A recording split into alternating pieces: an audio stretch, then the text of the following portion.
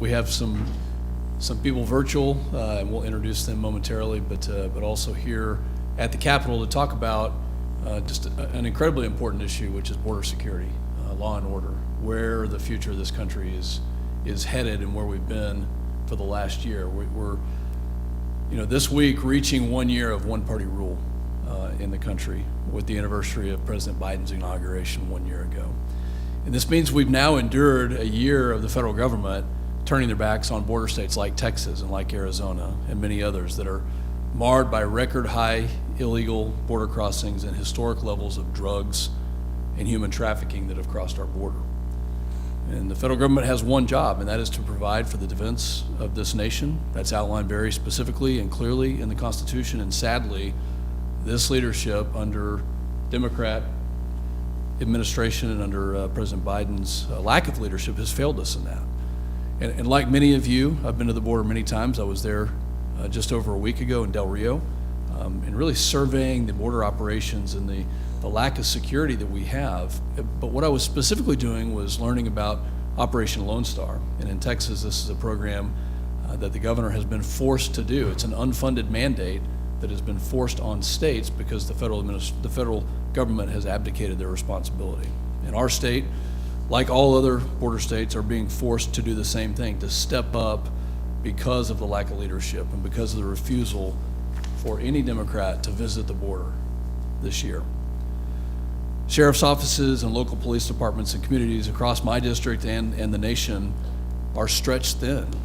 I know we'll hear from some sheriffs today, but their offices are picking up the slack for the federal government at the border. And this is the impact on recruitment, on retention, it cannot be understated. And from day one of this administration, we have been suffering under a complete disregard from the laws that we already have in existence. It's not we don't need new laws, we need to enforce the ones that we have.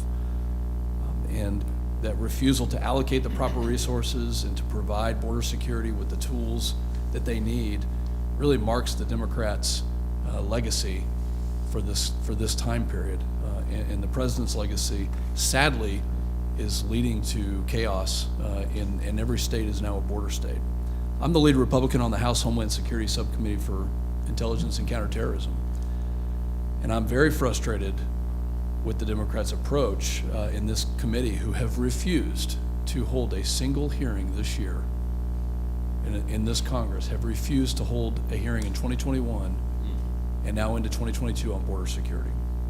With close to 2 million illegal border apprehensions under President Biden's watch, with the amount of fentanyl, much of which has been trafficked across the border, and it has become the leading killer of young adults in this country. Over 100,000 deaths are attributed to fentanyl this year. And we haven't held one hearing. That is shameful. Earlier in 2021, I was among the group of Republican members that went to El Paso with Leader McCarthy, who exposed the fact that we had record numbers of known or suspected terrorists who have crossed into this country. And yet this administration refuses to acknowledge that actual number. What we saw in Colleyville, Texas this weekend, should be a wake-up call to all of us. That border security is important and that it can impact every community in this country. Soon, I'll be introducing a bill that will require the administration to report to the American people exactly what that number of known or suspected terrorists are and how many have crossed into this country. Americans want one thing. They know we're going to have policy debates on these issues. They want transparency and they want accountability. Yep. They want one thing. So at this point in time, I'd like to now turn to my good friend and colleague from Louisiana, former prosecutor who has led on many of these issues, Congressman Mike Johnson. Thank you, August. I appreciate it. And Pete Stalver's walking in, and I'll yield to him in just a minute when he gets settled.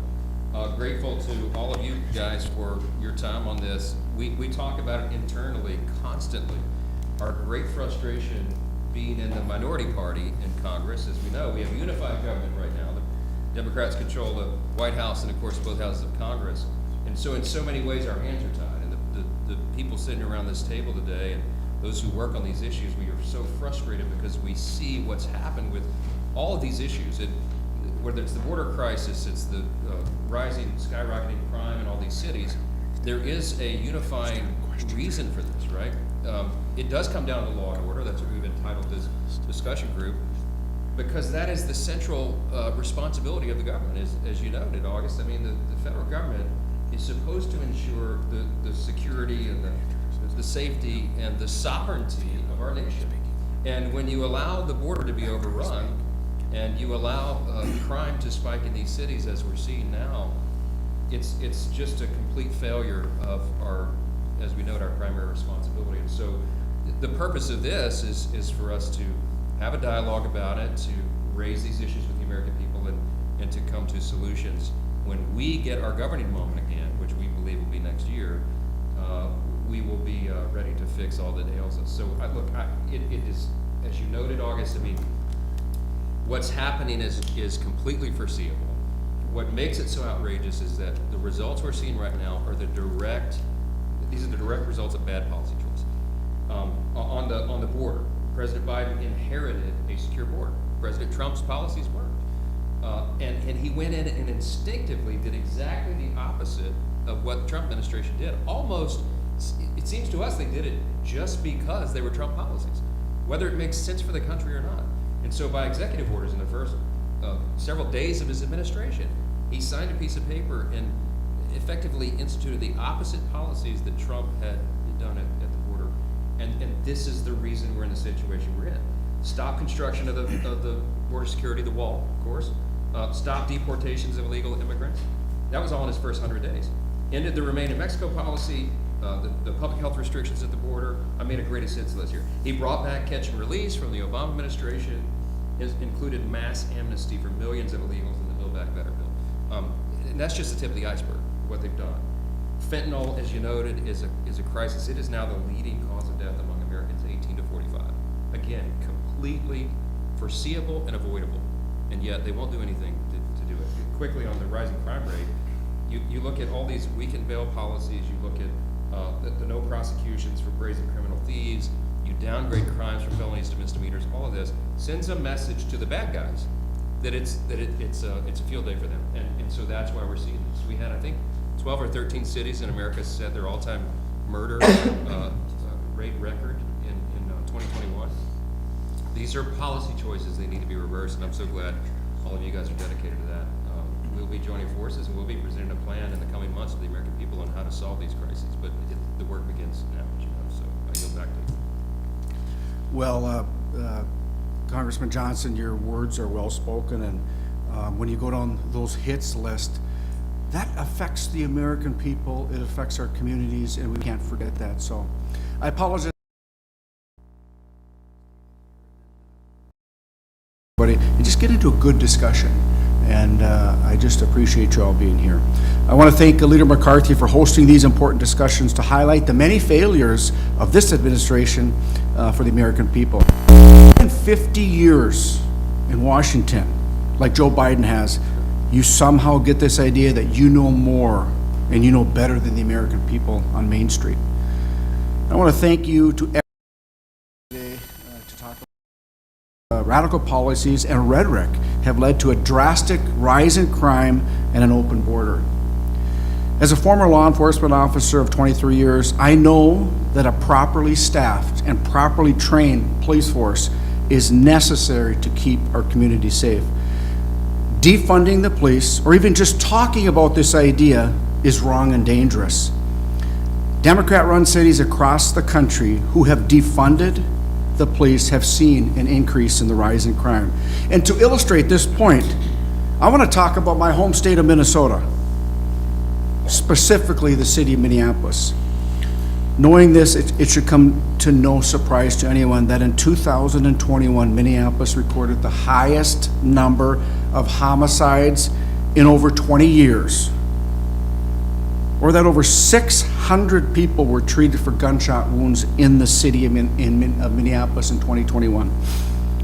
This isn't just happening in Minnesota, it's happening across the country in these Democrat-run cities. 157 officers were killed in the line of duty in 2021. That's minus COVID. That statistic is unacceptable. And it's time for Democrats to stop disrespecting and vilifying our brave police officers. We want them to come on our side and denounce the defund police movement and actually work on common sense solutions that will stop the crime crisis and hold offenders accountable. We, as Republicans, we must continue, and we will, to express our support for the men and women who keep our communities safe. And I ask my Democratic colleagues to join us in support for the American law enforcement officer. Minnesotans and all Americans deserve to live in safe communities, and I will continue to work to ensure this is our shared reality. At this point in time, I would ask us all to introduce ourselves, and I'm going to start with my good friend, Representative Higgins from Louisiana. Thank you, brother. Clay Higgins, I represent the 3rd District of Louisiana. Happy to be here. When advised, I'll have some. Debbie. Hi, I'm Debbie Lesko from Arizona, a great border state, but having a lot of border issues. And so, is this a good time now? Are we supposed to talk, or are we going to Introduce, then we'll let you talk. All right, Yeah. sounds good. Thanks, Pete. Chip. Yeah, thanks, Pete. August, great here with the good friends. Chip Roy, Texas 21, western end of the district I represent. Gets about 100 miles from the border. Spent a lot of time at the border. Good to see Brandon Judd, good friends with Border Patrol Union, and obviously a lot we need to do here. And August and I have already introduced ourselves. Raphael. Sure. Hi, I'm Raphael Mingwal. I'm a senior fellow and head of research for the Policing and Public Safety Initiative at the Manhattan Institute, a think tank based in New York City. We're so glad to have you here. And Mike Johnson, Vice Chairman of the House Republicans, Louisiana's 4th District, and we're all border states now, aren't we? So, yeah. And our two sheriffs. Brandon, go ahead. Hi, my name is Brandon. I'm in Tucson, Arizona. I'm the National Border Patrol Council President. I've been a Border Patrol agent for 24 years. Appreciate you having me and appreciate this discussion. Hi, I'm Mike Milstead, Sheriff in Minnehaha County in the great state of South Dakota, where we do defend and not defund police. And I appreciate the opportunity to be here. I chair the National Sheriff's Association Drug Enforcement Committee. And I'm Sheriff Vernon Stanforth. I'm the National Sheriff's Association President this year. And we welcome the opportunity to address this roundtable.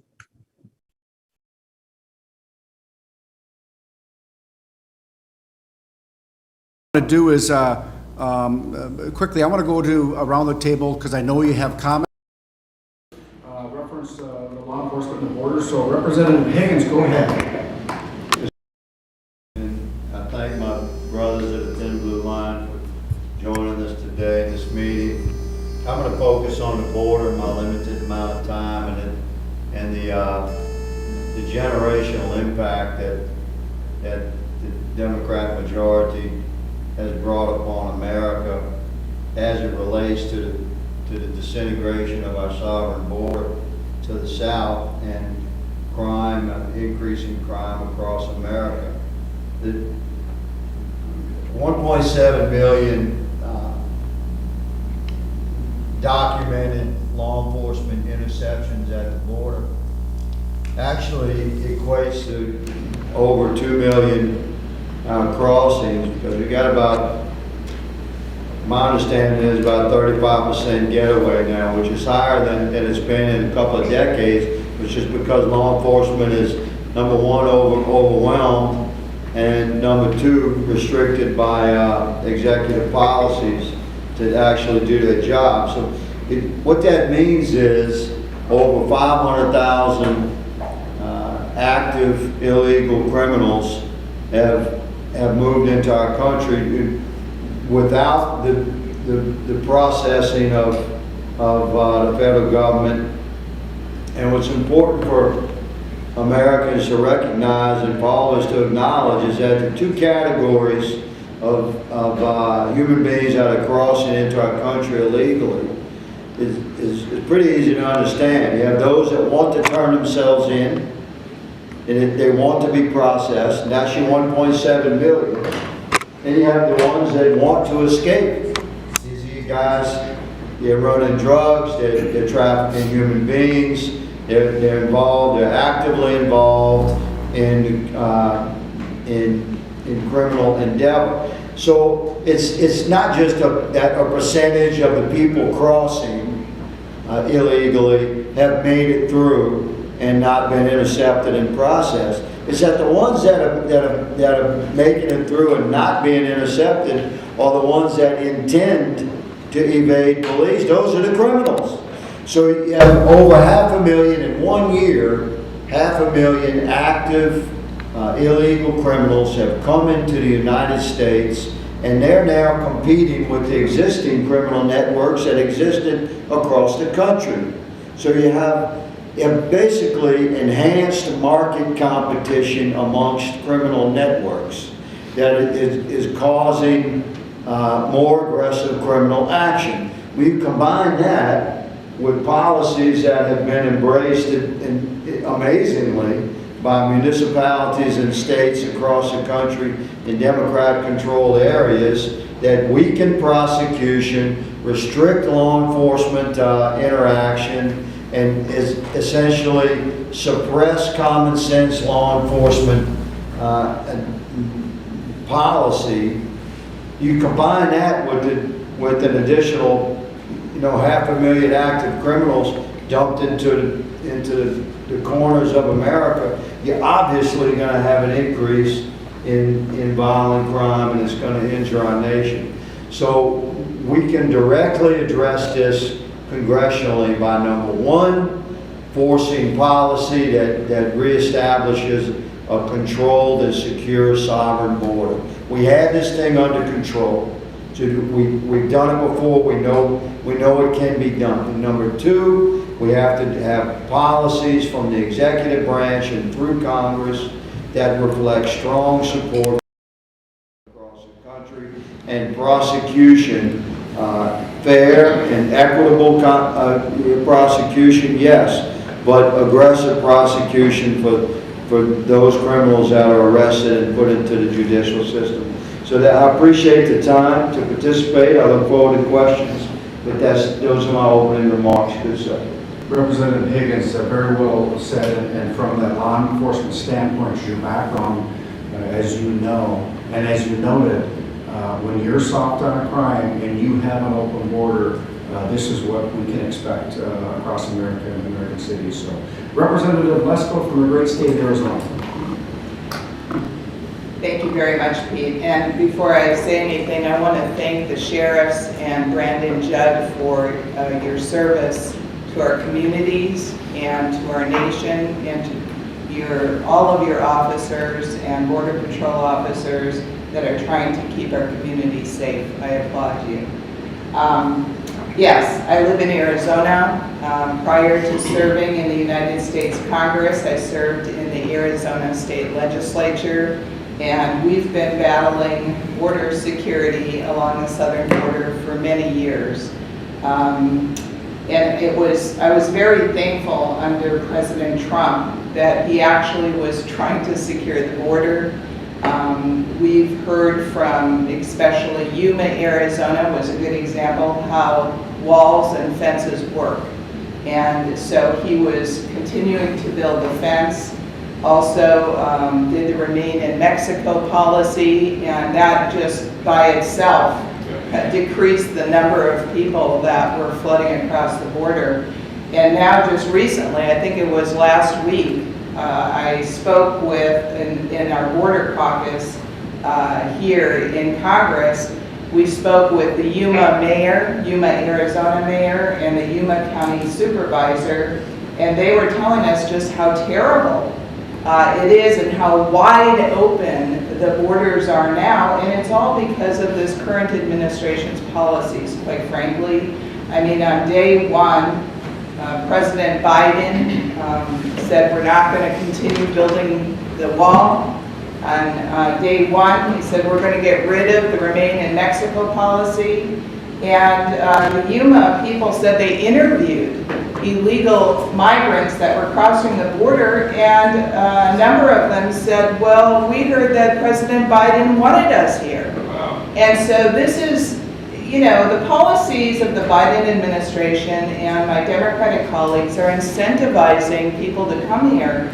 And it just, it brings along drugs, human trafficking.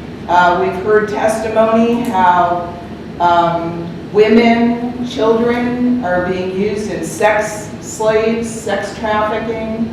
Fentanyl's flooding across our border. It is now the #1 cause of death over COVID in a certain age group. And this is some really serious problems, and I find it amazing that President Biden just recently proclaimed January as National Human Trafficking Month and urged all others to combat human trafficking, yet he doesn't see that his own policies are causing human trafficking. And that's why I led a letter, trying to wake him up saying, listen, you want to combat human trafficking, close the border. And so with that, I yield back. Well, Debbie, well said. I was down in not only in Arizona, but El Paso. And I spoke with the agents as well. They talked about the same things that you just did. Those good policies that were in place that secured our border, that reduced the felonious assaults on the Customs and Border Patrol agents. Well said. Chip Roy from the great state of Texas. Thanks, Pete. Thanks for you guys for joining us. I want to turn this over to you guys on the front lines here shortly, so I'll make it quick. The fact of the matter is that in the United States of America right now today, the American people are much less safe than they were a year ago. They're in fact in danger as a direct result of policies of this administration, the failures of this Congress to address them. Those are the facts. We had National Guard having to actually fire yesterday and use their weapons and fire on someone that was, I think, alleged to be paid by a cartel in Texas. We had a significant number of assaults on Texans. We've got ranchers getting overrun, fences getting cut, livestock getting out. We've got COVID problems in South Texas. We've got Border Patrol who are facing danger. We have immigrants that are being currently, as we speak, sitting here in the confines of the United States Capitol. We have immigrants being taken up I-35 to be put into the sex and human trafficking trade. Those are the facts. That's what the data will tell you. We had in Bernie, Texas, which I represent, 9 people stopped in a car. It was being driven by a cartel employee, American citizen, with 2 people stuffed in a trunk. And you had 7 people being taken to a stash house in Houston, Texas. That's happening right now. There's a stash house in Houston, Texas. There's a stash house in San Antonio. There's a stash house in Del Rio. A stash house in Laredo. That's happening today. And this administration not only is not doing anything about it, this administration is actively pursuing the policies to make it happen. It's purposeful. They are making choices to endanger migrants for crass political purposes and endangering Americans in the process. Human beings are dying. Human beings are getting raped. People are being put in danger. Fentanyl is flooding into our schools. Right now today in America, there'll be a child, or an adult, I should say, in college, an 18, 19, 20-year-old, who will take Xanax, and it will be laced with fentanyl because it was cooked in the backyard by a cartel in Mexico, being pumped through by China into Mexico into the Western Hemisphere to endanger Americans. That's happening today. And the administration has the policies and the tools that they could enact to do something about it, and they refuse to. We'll hear people saying how many more resources we need to spend at the border. Yes, we need to finish the wall. Yes, we ought to clear a cane. Yes, we ought to provide the tools necessary, of course. But it's not a lack of resources, it's a lack of will. That's right. It's a lack of will to enforce the policies that exist, and we ought to enforce them. Right now today in the United States Capitol, a mere feet from where we are right now, people are not allowed to dine without showing a vaccine passport card. Yet we have people pouring across our border when we have Title 42 pandemic rules that would allow us to stop them. Yet we're not doing it. We have a court order by a federal judge in Texas for microprotection protocols to be used in Mexico, but yet Mayorkas and the Biden administration refuse. They lie saying that they're going to do microprotection protocols, while also having a memo saying they want to unwind them, and everybody gets the joke. They're actively abandoning their duty and failing to faithfully execute the laws of the United States. That's what's happening. The American people need to know it. I'm grateful for the law enforcement people on the lines. Pete and others have already talked about what's happening in our cities, the danger to Americans, the 24-year-old who was stabbed yesterday, the 19-year-old girl who was just killed in New York, the 50% rise in homicides in Austin, the 50% rise in homicides in San Antonio, the danger on our streets because we're not back in the blue. We're running away from it. We're defunding the police like the $150 million the Austin City Council took out of the budget of the police department in Austin. And now we've got our men and women in blue who are in danger, and the American citizens are facing the consequences. 911 calls not getting answered. Let's fix it now. We can do it, and we just got to have the willpower to do it. Thanks. Those are great comments, and I'll hand it back to Pete to hand it over to Raphael. But every state is a border state, and what he mentioned about stash houses is so true. There are stash houses in every single city throughout this country that are being used in the most inhumane conditions that we could ever imagine. No, Chip, the comments are well stated. And then I want to tell you that this comes from a BCA agent out of the state of Minnesota, the Bureau of Criminal Apprehension out of the state of Minnesota. So with the redirection of funds in the city of Minneapolis, a code 3 call, and the sheriffs will know what this is, that's the lights and sirens. It takes an average for the highest priority 15 minutes within the city of Minneapolis. That's unbelievable. And the BCA agent said, I can't believe it. When I worked as a police officer in the city of Duluth, Minnesota, which is the 3rd largest city in the state of Minnesota, our priority calls were about 45, maybe 50 seconds, a minute and a half. We were there because we had properly staffed individuals.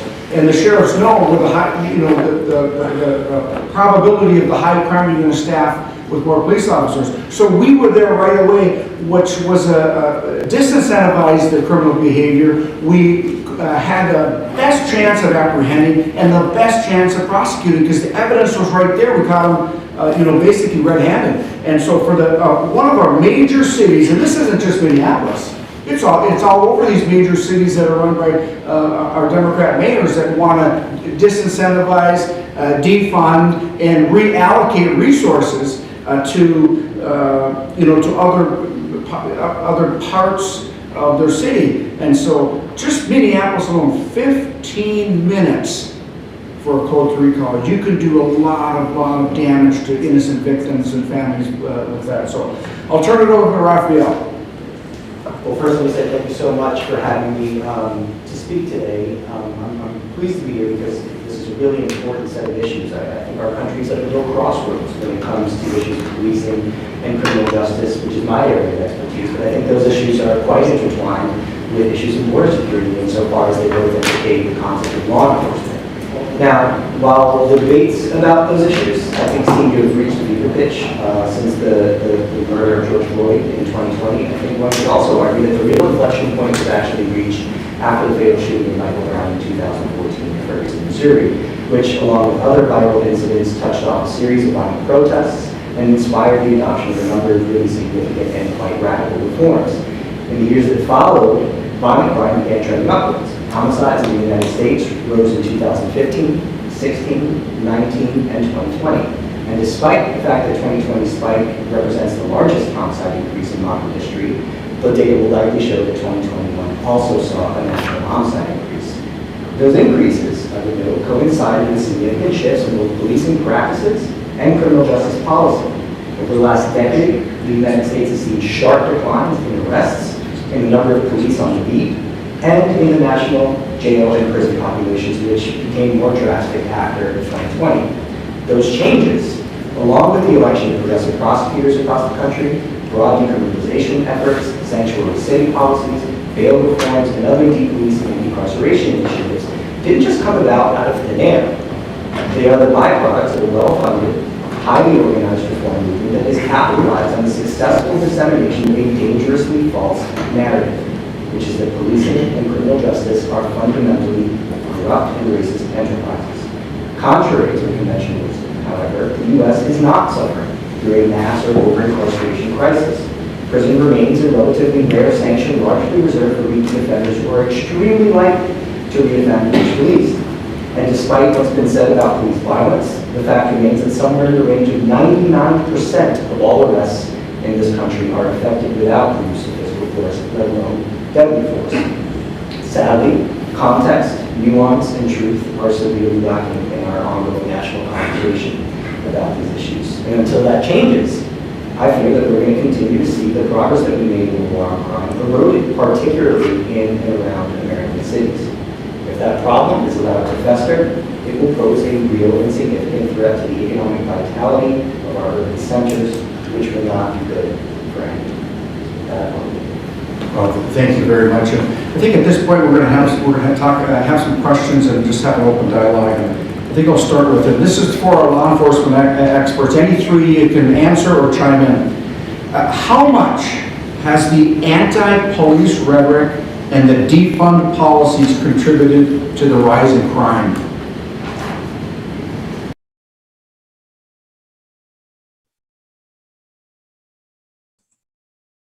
Hi, this is Sheriff Stanforth. I truly believe it's literally across the country we're seeing the impact of defunding the police, and other major cities that have where their councils have cut their budgets, realigned the funds. You're seeing the spike in carjackings. You're seeing home invasions. Every day you see this in the newspaper. It's now affecting the smaller communities across America. We're seeing the onset of some crimes that we've never experienced in the last 20 years. They've been so minuscule that they weren't even on the charts. And we're seeing that now.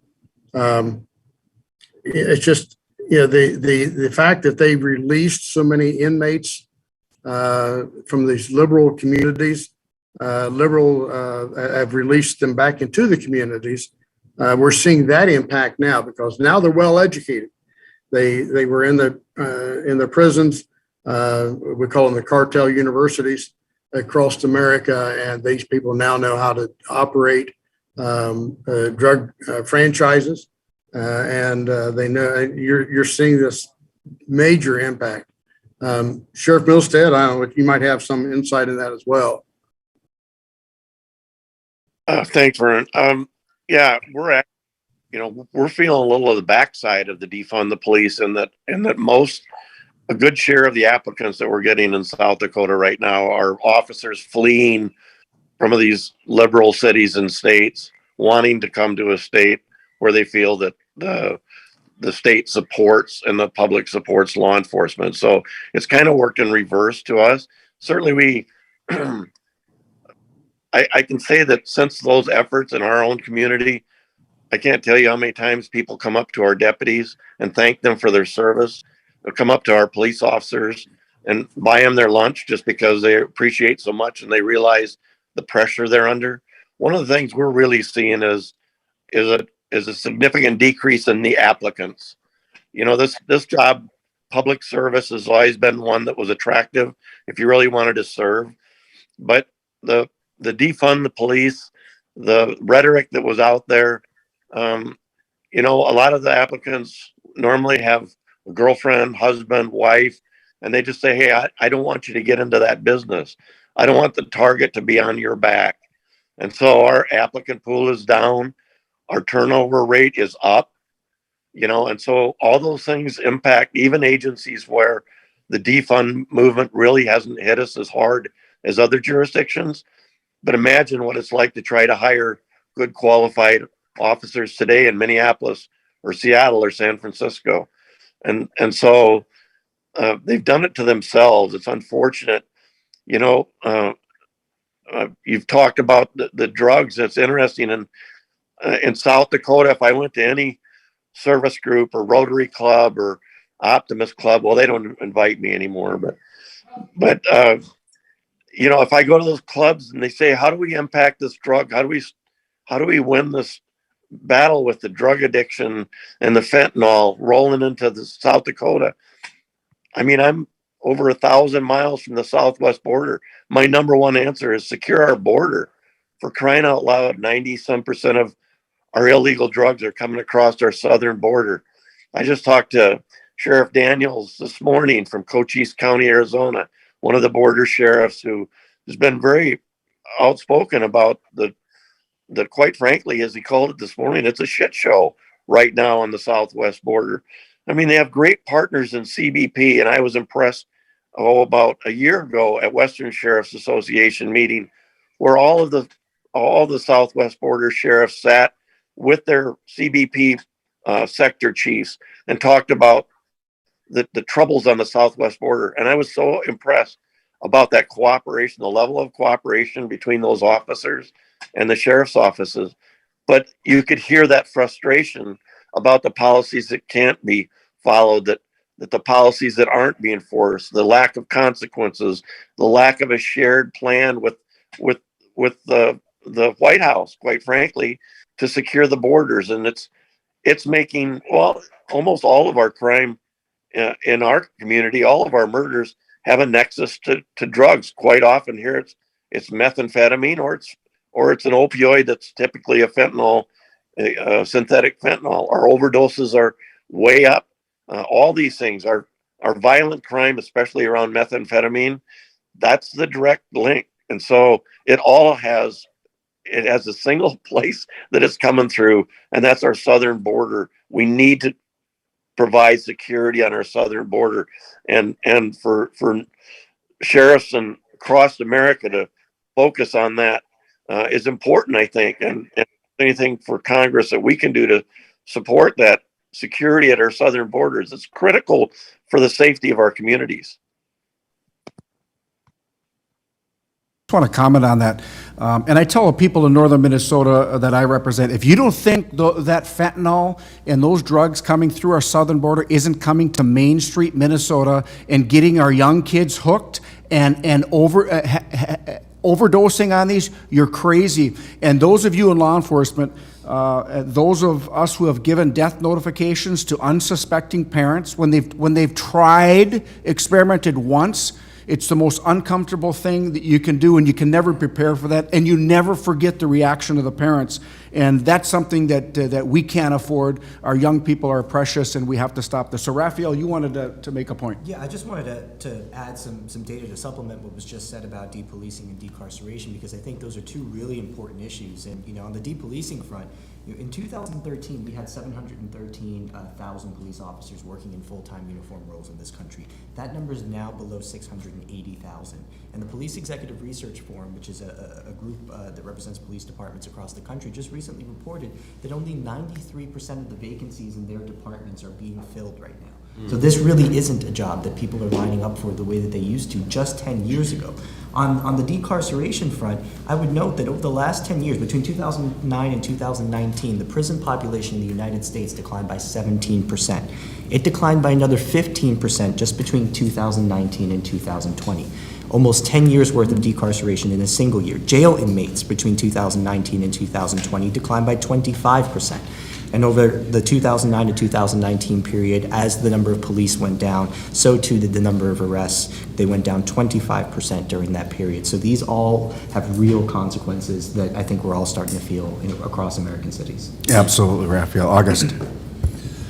Yeah, whether you're sitting here as a member of Congress and taking the oath sworn in to this Congress, or whether you're law enforcement, I'd like to thank the sheriffs, and Brandon, thank you for what you do. In the oaths that you take to keep our country safe and to keep our communities safe. Brandon, what I'd like to focus on, I really appreciate your message and what you do to represent Border Patrol agents everywhere. What I've noticed is, a real drop in morale, and I'm interested to hear from you whether or not you see the same thing, and how can we get that morale back on track if it is an issue, and do Border Patrol agents that you speak with day in and day out, that you work with, do they think that they have the tools and they are able to actually enforce the laws that we already have on the books?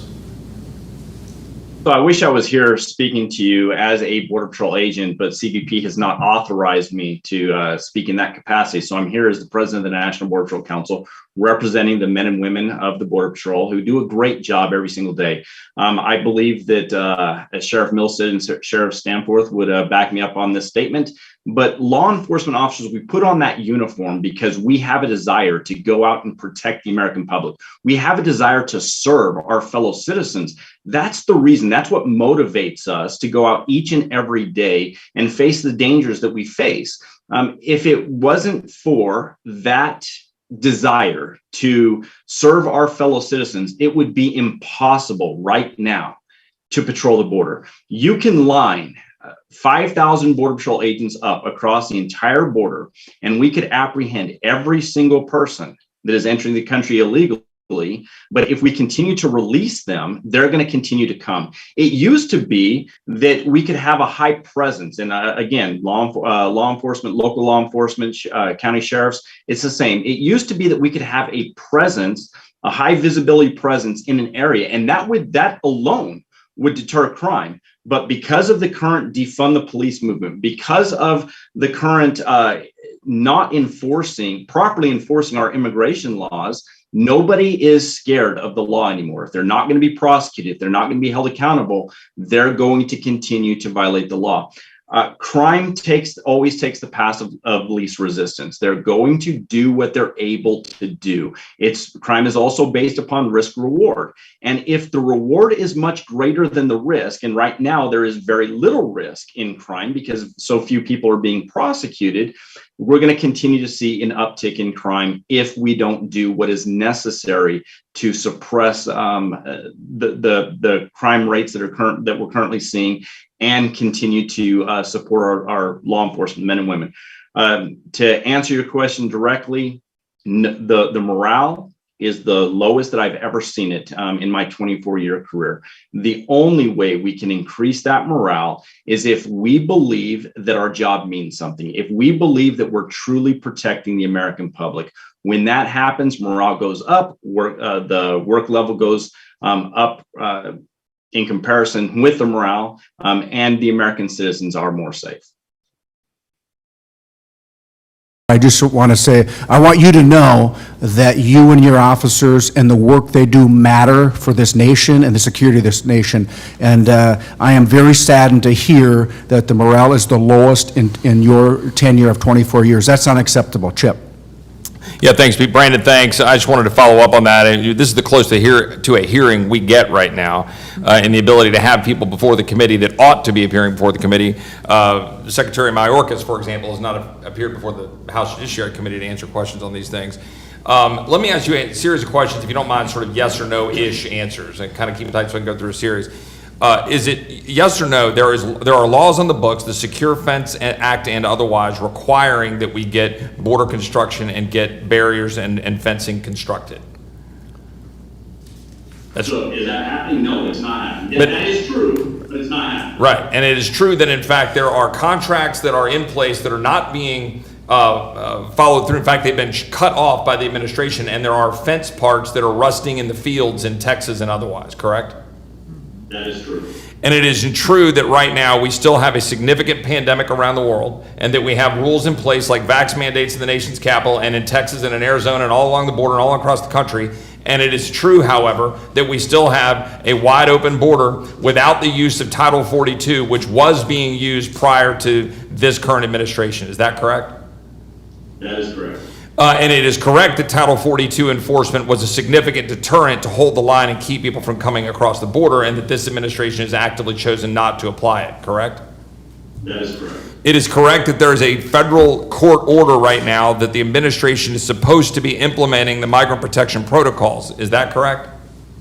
That is correct. And it is in fact true, though, that those migrant protection protocols are not being fully implemented, or they are being lightly implemented without any significant engagement with Mexico to actually enforce them. Is that correct?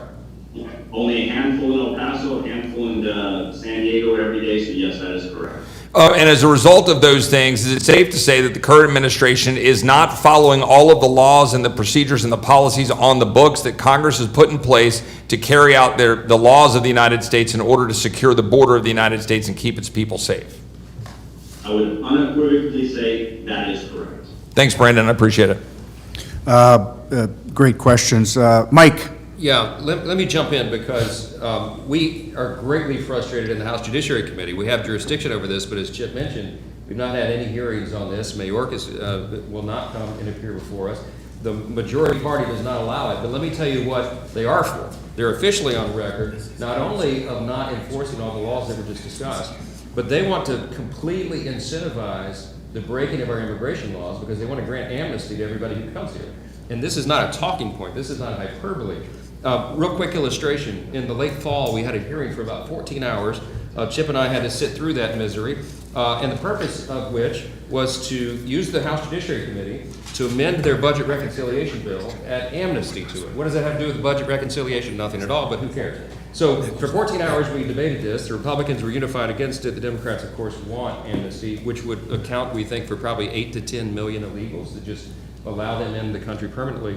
But to illustrate, to tie all this together and illustrate how absurd this is, at the end of that hearing, we began to bring amendments, Republican amendments, to try to limit at least the number in some way. We knew that we would lose the vote in the committee, that it would be attached to the bill, but we wanted to restrict it. So we brought an amendment, for example, to limit. We said to our Democrat colleagues, okay, if you're going to grant amnesty, there should be at least some subcategories of persons that you would not want included. Well, for example, we brought an amendment, MS-13 gang members, a known violent gang member. Surely you don't want them to come in illegally and be granted amnesty, right? Every Democrat on the committee, guys, voted against that amendment. Then we brought another one. We said, well, how about convicted sex offenders? If we know someone is a dangerous sex offender in their home country, shouldn't they be excluded from your Democrat amnesty plan? Every Democrat voted against it. Guys, we brought amendments. The most absurd, maybe, was in a series of amendments. We said, what about persons convicted of DUI, driving under the influence? Terribly dangerous. It kills thousands of Americans every year, maims hundreds of thousands. Every Democrat on this committee, I said, is on record opposing DUI, saying it's a great scourge on society. If we have an illegal come across and they've been convicted of at least one DUI, surely you would want them excluded from amnesty. Nope, every Democrat voted it down. We went to 2 DUIs. We ended with 10 or more DUI convictions, guys. 10 or more DUI convictions. And the Democrats, every single one on the House Judiciary Committee, voted against prohibiting them from being given amnesty. This is dangerous stuff. This is their avowed policy, openly, and we have to oppose it at every turn. Mike, I'll tell you that 1 DWI excludes you from entering the country of Canada. Right. So, well said. I do have to, before we go to the reporters' questions, just give me 30 seconds, and this is for the sheriffs. You know, would both you elected officials say that the increase in drug trafficking and use and abuse, are you seeing an increase in your communities? This is Sheriff. Yes. Certain increase directly related to drugs coming in. One of the things that we not only see an increase in crime, but we see an increase in tragedies, and that's overdose deaths. Just in our 2-county area here in Sioux Falls, Minnehaha, and Lincoln County, had 38 overdose deaths last year. That's almost twice what it was the year prior. And let me just give you a really quick story of one. One is 3 young workers from a local company. I know the owner of the company, and they had a little party one night, and at the end of having a few beers, they decided somebody went out and got one pill. Well, it was one of these counterfeit fentanyl pills, and they crushed it up and they snorted it. And later that afternoon, 2 of them were found dead and the third one near death. And so that's the kind of tragedies that we're seeing with the fentanyl, and almost half of our overdose deaths in our 2-county area are methamphetamine also. And we know meth is coming across that border in liquid form, powder form, in backpacks. And so both the meth and fentanyl directly relate to our violent crime and directly relate to the heartbreak that these family members feel when we knock on their door and tell them that they've lost a loved one. Would you say that you're seeing an increase in use, abuse, and deaths in your county? Oh, yeah. Fayette County is located just south of Columbus, just north of Cincinnati. We're a very small county, and we see, I mean, every day we're dealing with overdoses. The number of deaths, tragic as it is, our task force are working on a regular basis in the central Ohio area. And in 2021, they confiscated more than $70 million worth of drugs were seized. That's compared to 2019, when they confiscated or seized $45 million worth of street value of drugs. Just as an example of the fact that our volume is going up, the numbers are going up, the technology and how they're getting it to our communities is going up as well.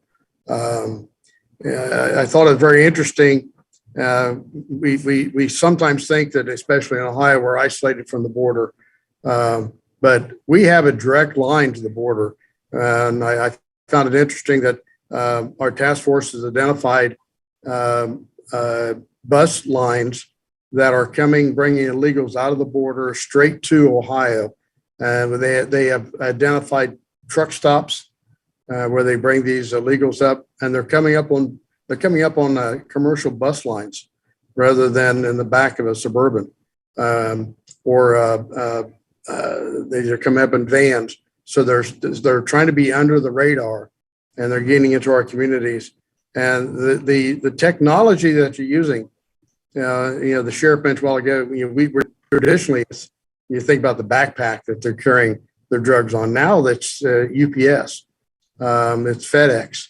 They're sending these to our communities, and Columbus, Ohio has become a hub for the drug distribution in central and the Midwest. We're getting so much drugs coming in here. Just this week, our task force was able to apprehend one of the couriers that has been operating out of Columbus, and he replaced a man that was arrested a year ago. So he's been able to operate. He bought the franchise, so to speak, and was operating in the Columbus market. And until our drug task force was able to integrate and get into his operation, and yesterday they were able to take him down.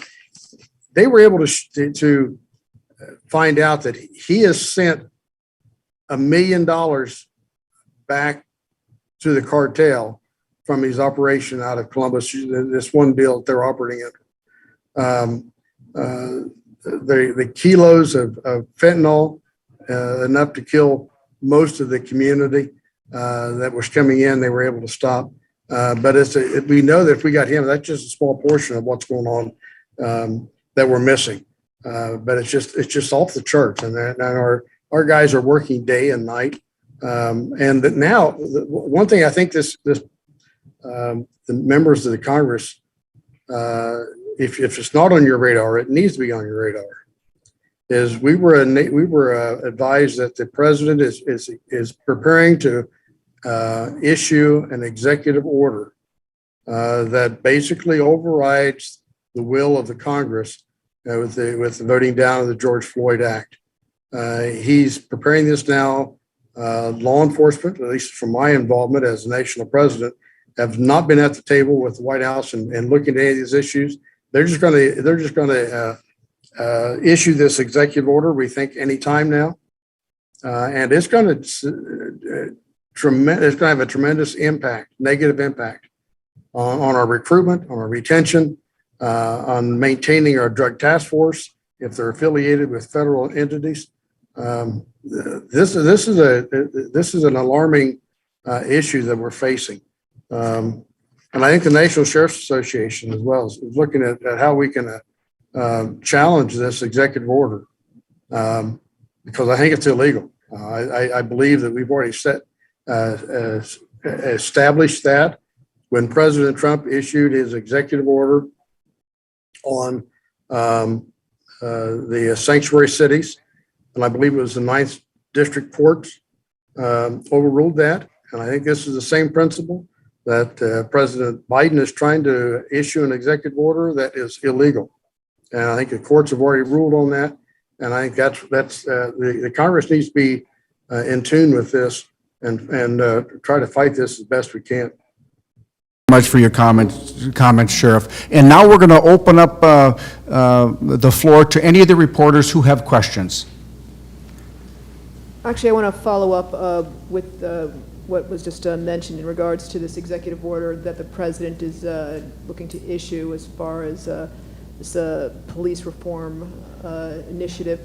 That could possibly include qualified immunity. How do Republicans intend to challenge that? If not issued by the president, then Mr. Clyburn has suggested attaching it to a must-pass bill. Then how do Republicans intend to challenge that? True.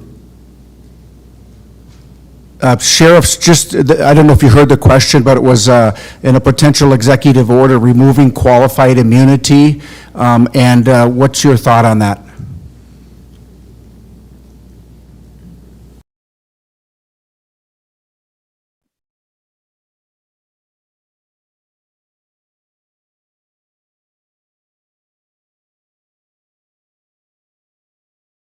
Getting off mute, let me just address the congressional part, and then you can go in and talk about the qualified immunity. Obviously, we know law enforcement are not going to support, generally speaking, the removal of qualified immunity.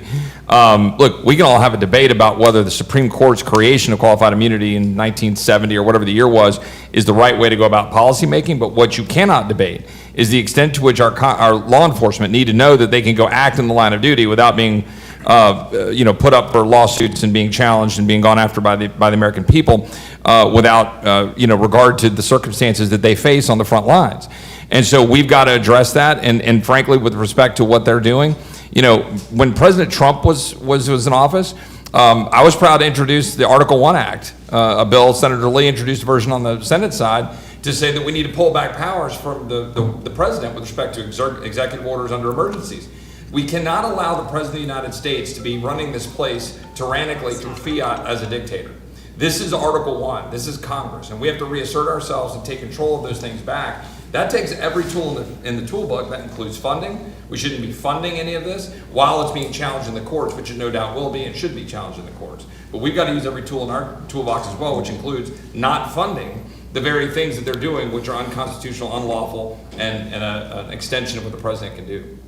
I think that, just to add to that, having been a police officer for 23 years, qualified immunity, you have to qualify for it. If you're following your policies and your procedures and your training, you need to be protected. If something needs to change internally, then those respective departments will do that. But if you're following your policies and your procedures and your training, it's important that these law enforcement officers understand that when they're following that the municipalities or the counties will have their back. With that being said, you can look at the state of Colorado that changed some of their qualified immunity and look at the diminished number of candidates that applied for law enforcement jobs. That's just another way to take away resources. Listen, we want the best and the brightest men and women to be serving our communities for years. And right now, and I think the sheriffs and other law enforcement agencies would tell you that they're looking at the profession because of the vilification of it. We want and we need, and these officers must know that the law enforcement, it's an honorable, noble profession. And I will say this, nobody dislikes a bad cop more than a good cop. Pete, Sure. I think Raphael, you guys at Manhattan have written about qualified immunity, right? I think I've read some of it. I don't know if you have anything. We have, yeah. I mean, I think, the push to abolish qualified immunity is largely a misguided one insofar as I think it's based on misinformation. And the argument basically goes like this, that police officers who know that they have some form of qualified immunity will then sort of take that sense of immunity with them into the field and then commit acts of malevolence that they wouldn't have otherwise committed had they not had that protection. And that's just entirely wrong because the empirics just aren't with that argument. If you look at the effect of qualified immunity on litigation nationally, it's not particularly large. Less than 4% of cases filed against police, according to recent studies, are disposed of on qualified immunity grounds, which tells you that there's a pretty good chance that where that defense is successfully invoked, that the police officers are invoking the protection against ex post facto liability, which I think is the best way to kind of understand what qualified immunity is. Take New York City, for example. The Legal Aid Society maintains a database of cases filed against the NYPD.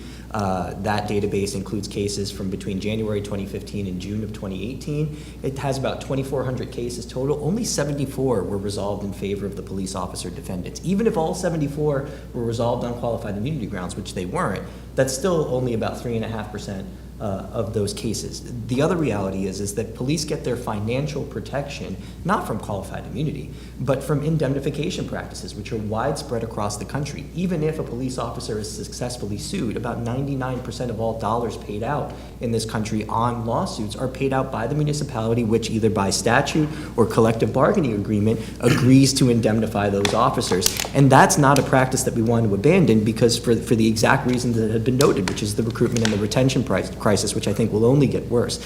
And that's something that I can speak to personally. I mean, I took the LSAT and the NYPD exam a couple weeks apart from each other when I was a senior in college. And my father, who was a retired NYPD detective, basically threatened to never talk to me again had I become a cop because of the sense that he had back in 2010 of how bad the job was getting. So this is a real concern. We have time for one more question. Oh, go ahead. Was there, Sheriff, whoever wanted to speak, go ahead. Yeah, may I ask who asked the question? What outlet they're from?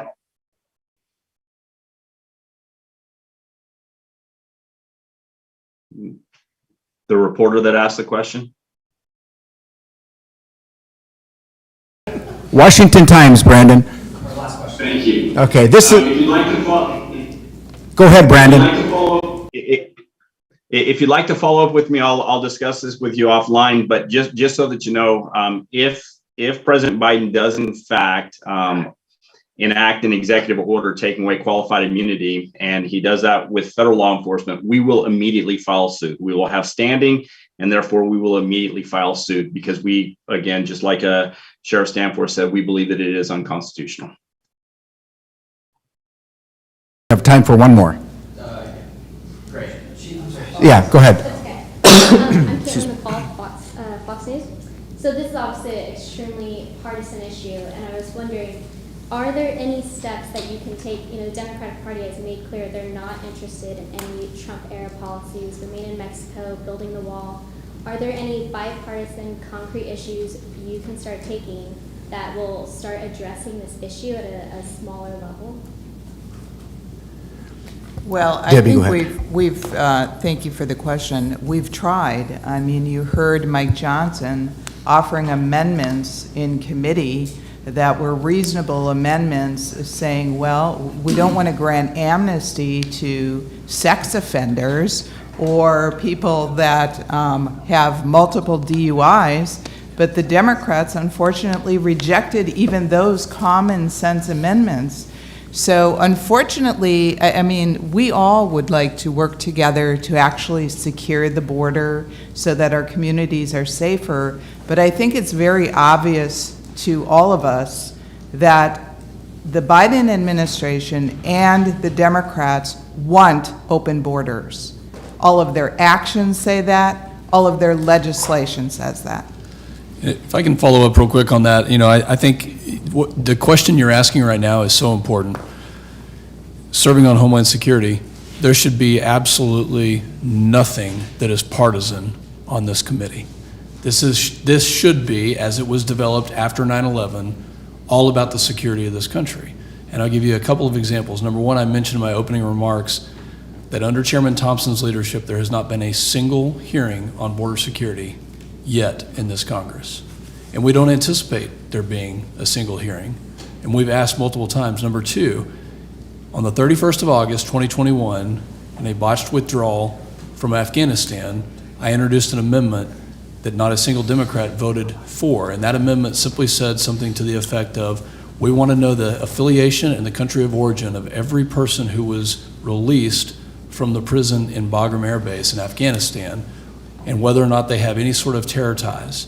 This should be a very simple amendment that we could all get behind, because when 9/11 happened, it was only a handful of people that it took to orchestrate that.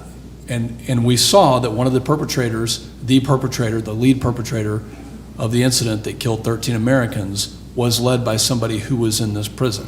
And that's the kind of event that all of us should be able to get behind. It's a very simple amendment, a very simple piece of legislation that all Americans, I think, can get behind, especially knowing what just happened in Colleyville. So if they won't come to the table on those simple things, then what will they come to the table on?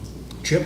Yeah, I would just say, look, I've as a now 3 years in Congress, I've been able to move a number of things on a bipartisan basis. As members of Freedom Caucus, doesn't matter, man. Well, there's PPP. I've got a bill with Abigail Spanberger right now. Happy to work across the aisle.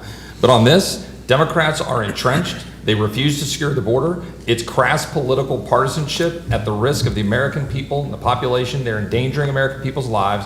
That's the truth. I'll be happy to work on a bipartisan basis to file articles of impeachment against Mayorkas, who deserves to be kicked out of office for failing to faithfully execute the laws of the United States. We have time for one more question. Sir. two quick questions. Where are you from? What? My name's Joe Simonson from the Washington Free Beacon. Okay. So quick question regarding just lack of transparency from the Biden administration on immigration. The public has yet to receive the December border crossing numbers. Just by like quick Googling, it seems like they're about 4 or 5 days tardy compared to last month. We've written extensively on other reports that the Biden administration has yet to release. Any comment on that, and what should voters expect from a GOP-controlled House in 2023 when it comes to transparency? Yeah, as mentioned earlier, the American people want accountability and transparency.